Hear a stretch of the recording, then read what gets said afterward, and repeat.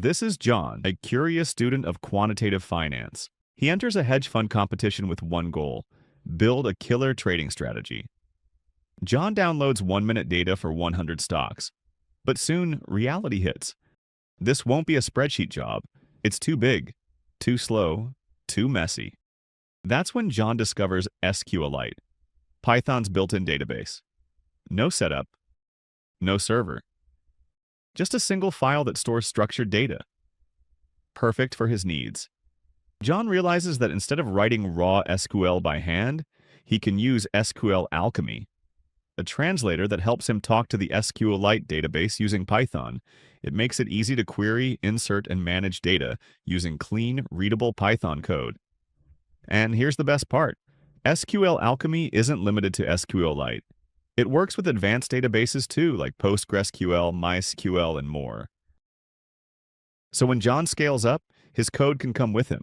He plugs in the database, loads the data, writes his strategy, and backtests it across symbols.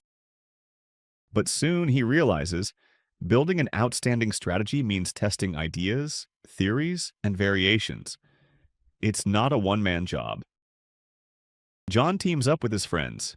To collaborate, he moves the SQLite database file to a shared folder on their LAN, local area network. A LAN is a local connection, like a private mini-internet, that links computers in the same room, office, or home. Since SQLite is just a single file, sharing it is as easy as dropping it into a network-accessible location. Now, everyone on the team can access the same data from their own laptops. No complex infrastructure.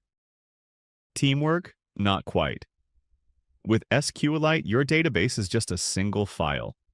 Like a document you open, edit, and save. The catch?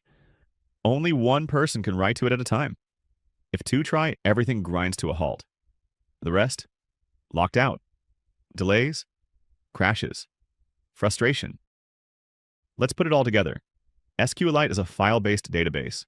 The entire database lives in a single .db file. It's like an Excel sheet. You open it, make changes, save, and close. It's static, not a live running service. That makes it ideal for individual projects. No setup, no installation. You can even share it via Google Drive or a pen drive. But it comes with limitations. Only one person can write to it at a time, like two people editing the same Excel file. It leads to conflicts, delays, or crashes.